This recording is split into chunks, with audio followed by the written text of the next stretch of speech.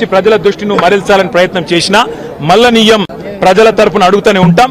నువ్వెన్ని రకాలుగా వేధించినా నిన్ను వదిలిపెట్టాం, నీ కాంగ్రెస్ పార్టీని బొందబెట్టేదాకా వెంటాడుతూనే ఉంటాం. కేసీఆర్ కమిషన్ ముందు పిలవాలి కాబట్టి పిలిచారనుకోవచ్చా? కేసీఆర్ గారు తెలంగాణ చరిత్ర. కేసీఆర్ ను ఇవాళ పిలిచి అది కూడా ఇరిగేషన్ గురించి మాట్లాడటము అంటే ఇది హనుమంతుడి ముందు కుప్పిగంతులు లాంటివి. ఎందుకంటే కేసీఆర్ గారికి ఉన్నంత క్షుణ్ణమైన అవగాహన, వాగులు, వంకలు, నదులు, చెరువులు, వీటి గురించి ఇరిగేషన్ రంగం గురించి కేసీఆర్ కు ఉన్నంత అవగాహన బహుశా భారతదేశంలోనే ఈరోజు సమకాలీన రాజకీయాల్లో ఏ రాజకీయ నాయకుడు కూడా ఉండదు. మరి అట్లాంటిది కేసీఆర్ గారిని పిలిచి లేదు అడుగుతామంటే హనుమంతుడి ముందు కుప్పిగంతులే అవుతుంది. ముమ్మాటికి నిజాలు అల్టిమేట్ గా తేల్తాయి, ధర్మము న్యాయమే గెలుస్తుంది. అల్టిమేట్ గా కేసీఆర్ గారి పేరు చరిత్రలో సువర్ణాక్షరాలతో తెలంగాణను సాధించిన నాయకుడిగా, తెలంగాణను సస్యశ్యామలం చేసిన నాయకుడిగా చరిత్రలో సువర్ణాక్షరాలతో లిఖించబడుతుంది. ఈ చిల్లర రాజకీయాలు పట్టించుకోకండి. 6 గ్యారంటీలు 420 హామీల మీదనే మనం అందరం దృష్టి పెడదాం. ఖచ్చితంగా రేవంత్ రెడ్డిని, కాంగ్రెస్ పార్టీని తొందరలోనే ఈ చిల్లర రాజకీయాలు అన్ని ముగిసిన తర్వాత ప్రజాక్షేత్రంలో బట్టలిప్పి నించోబెట్టే విధంగా కార్యాచరణ ఉంటది. దానికి మీ మద్దతు పలకాలని రాష్ట్ర ప్రజలకు రేవంత్ రెడ్డి అనే ఒక చిల్లర నాయకుడు, ఒక చిల్లర వ్యక్తికి కేబినెట్ అంటే అర్థం కాదు, కేబినెట్ ఎట్లా పనిచేస్తుందో అర్థం కాదు. ఎందుకంటే ఆయన ఆలోచనలు వేరు, ఆయన ఎజెండా వేరు. ఆయనకు రాష్ట్ర ప్రయోజనాల కంటే, రైతుల ప్రయోజనాల కంటే రాజకీయ ప్రయోజనాలు, రాక్షస ఆనందము, పైశాచిక ఆనందం ఆయనకు ముఖ్యం.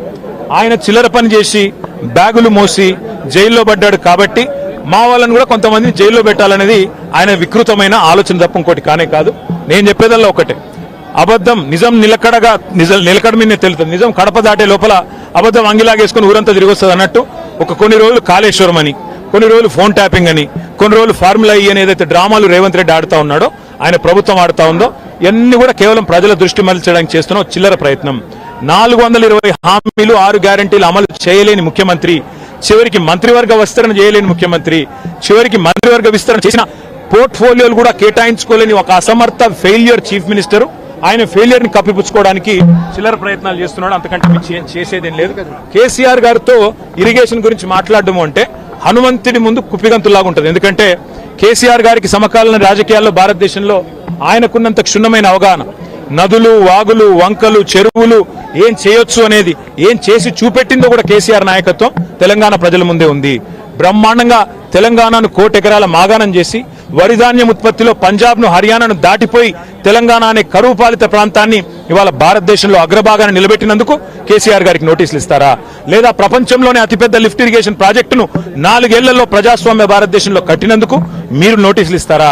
దేనికి ఇస్తారు కేసీఆర్ కు నోటీసులు? అన్ని చర్చలు కూడా ఇవాళ కమిషన్ ముందు జరుగుతాయి. ఎన్ని ప్రశ్నలు అడిగినా వాటికి సమాధానాలు సమర్థవంతంగా మేము చెప్తాము. ఇప్పటికే హరీష్ రావు గారి ప్రెజెంటేషన్ తోనే కాంగ్రెస్, బీజేపీ నాయకుల ఫ్యూజులు ఎగిరిపోయినాయి. ప్రజలకు కూడా మొత్తం వాస్తవాలు అర్థమైపోయినాయి. వాడు కొత్తగా చెప్పడానికి కానీ మరి అడగడానికి కానీ వాస్తవంగా ఏం లేదు. కానీ సాంకేతికంగా పిలవాలి కాబట్టి పిలిచుడని నేను అనుకుంటాను. రేవంత్ రెడ్డి వాళ్ళ మామ దగ్గర కూర్చుంటే మంచిది. పిల్లనిచ్చిన మామ దగ్గర రేవంత్ రెడ్డి 5 నిమిషాలు కూర్చొని బుద్ధి జ్ఞానం తెచ్చుకుంటే మంచిది.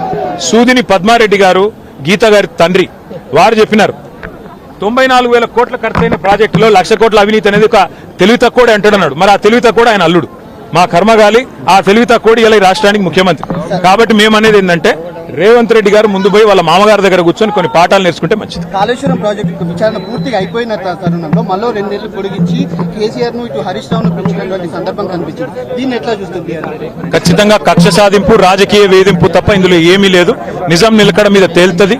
ముమ్మాటికి అల్టిమేట్ గా ప్రజాక్షేత్రంలో, న్యాయస్థానాల్లో ఎక్కడెక్కడైతే ఇవాళ ఈ విచారణను, ఈ వేధింపులను ప్రజలు గమనిస్తున్నారో, 1 కోటి ఎకరాల మాగాణం చేసి పంజాబ్ను, హర్యానాను దాటే విధంగా తెలంగాణలో వ్యవసాయ ఉత్పత్తి పెంచిన కేసీఆర్ గారి మీద వేధింపుకు పాల్పడితే తప్పకుండా ప్రజాక్షేత్రంలో ప్రజలు బుద్ధి చెప్తారు. 1.5 కాలంగా ఒక ప్రాజెక్టు డిపిఆర్ గానీ, కనీసం శంకుస్థాపన గానీ, ఒక ఇటుక పెట్టి కట్టే దాఖలాలు లేవు. ఎట్లా చూస్తారు కాంగ్రెస్ పార్టీ? ఎట్లా చూసేదేముంది? ఇటు కూలగొట్టడానికి వచ్చింది తప్ప కట్టనికి రాలేదు.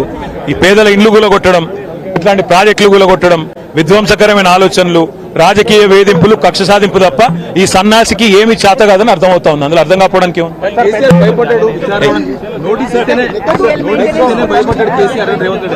100 జన్మలెత్తినా రేవంత్ రెడ్డి అనే చిల్లరగానికి కేసీఆర్ గొప్పతనం అర్థం కాదు. రేవంత్ రెడ్డి గురువు, ఆయన జేజమ్మతోనే కొట్లాడినోడు కేసీఆర్. ఆ జేజమ్మని ఇక్కడి నుంచి తరిమేసినోడే కేసీఆర్. కాబట్టి రేవంత్ రెడ్డి అనే చిల్లరగాడు ఏం మాట్లాడినా ఆయన చిల్లర ప్రభుత్వం ఏం చేసినా కేసీఆర్ ఎంటిక కూడా పీకలేరు.